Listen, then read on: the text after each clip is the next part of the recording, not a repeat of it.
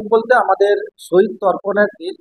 আপনারা জানেন যে আমাদের 1993 সালের 21শে জুলাই আমাদের নেত্রী মমতা বন্দ্যোপাধ্যায় সারা ভারতবর্ষে ভোটার পরিচয়পত্রের জন্য তিনি আন্দোলন করেছিলেন এবং সেই আন্দোলনকে প্রতিহত করার ক্ষেত্রে তৎকালীন আমাদের বামফ্রন্ট গভর্নমেন্টের পুলিশ আমাদের 13 জন কর্মীকে গুলি করে হত্যা করেছিল এবং তাদেরকে শ্রদ্ধা জানানোর জন্য আমাদের দিদি তিনি প্রতি বছর 21শে জুলাই শহীদ তর্পণ দিবস তিনি করেন এবং সেই ক্ষেত্রে আমাদের শহীদদের আহ, শ্রদ্ধা জানানো, শহীদ তর্পণ করার ক্ষেত্রে সমস্ত তৃণমূল কর্মী তারা সারা বাংলার বিভিন্ন প্রান্ত থেকে ধর্মতলার উদ্দেশ্যে আমরা পৌঁছাই।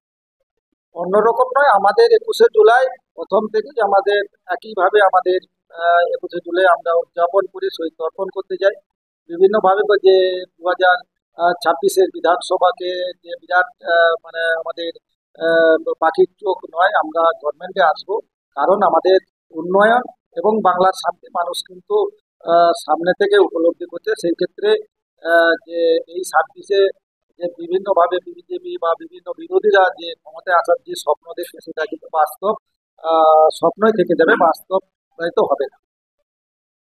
দেখুন, আমাদের নেত্রী আমাদের সবার শ্রদ্ধেয় দিদি, তিনি যেভাবে একটা গভর্নমেন্ট বাংলার যে গণতন্ত্র হত্যা করেছিল সেই গণতন্ত্র ফিরিয়ে আনার ক্ষেত্রে তিনি একবারে আন্দোলনের মধ্য থেকে তিনি কিন্তু আন্দোলন করতে করতে তিনি কিন্তু আমাদের যে সব নির্যাতিত পরিবারের কাছে থেকেছেন, নির্যাতিত ব্যক্তির কাছে থেকেছেন এবং সেই আন্দোলনের মাধ্যমে 2011 তিনি ক্ষমতায় এসেছিলেন এবং ক্ষমতায় এসে তিনি একটা স্লোগান দিয়েছিলেন, বদলা নয় বদল চাই।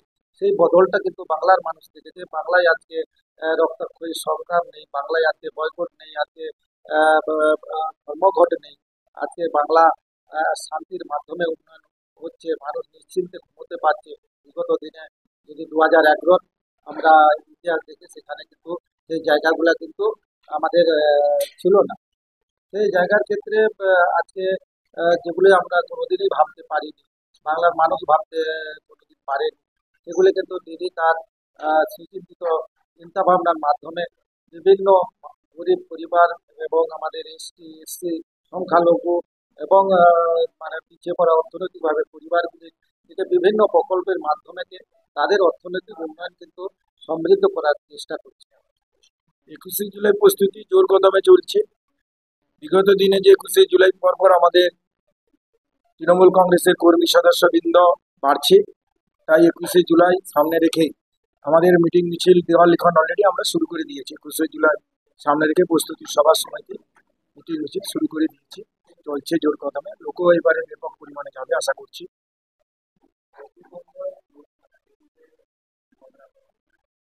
ওই গোষ্ঠী কন্দল যে বলছেন, এটা মিডিয়ারা বলছে গোষ্ঠী কন্দল।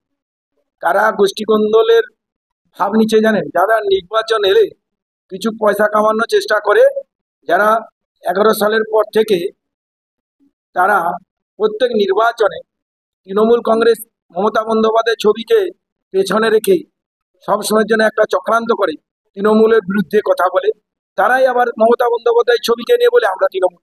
ভাই, তৃণমূল যদি করো, তুমি তৃণমূলের বিরুদ্ধে কথা বলছো কেন? কোনো একজন মানুষের সঙ্গে তোমার বিরোধ থাকতেও পারে।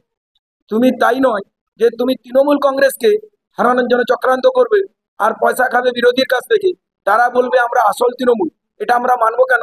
যারা প্রকৃতপক্ষে তৃণমূল, তারা কিন্তু মিটিং মিছিল করে, তারা সামনের সারিতে বিজেপির বিরুদ্ধে সিপিএম এর বিরুদ্ধে লড়াই করে আন্দোলন করে। আর কারা গোষ্ঠী কন্দলের কথা বলছেন জানেন তো? যারা ঘরে বসে কামায়, কন্ট্রাক্টরের পেছনে পেছনে ছোটে। আর কারা জানেন?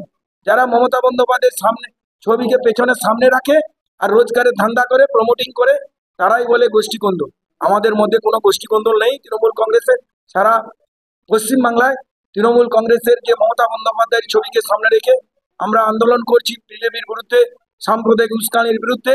যারা লড়াইতে নেই তারাই মতবিরোধ করছে, তারা বলছে আমরা আদি তৃণমূল, কিন্তু তোলাবাজি করছে, তারা কোনোদিন তৃণমূল হতে পারে না। আর আমাদের গোষ্ঠী কন্দল বলে কিচ্ছু নেই। শুধু নারায়ণগড় ব্লক নয়, পশ্চিম মেদিনীপুর জেলাতেও আমাদের কোনো গোষ্ঠী নেই।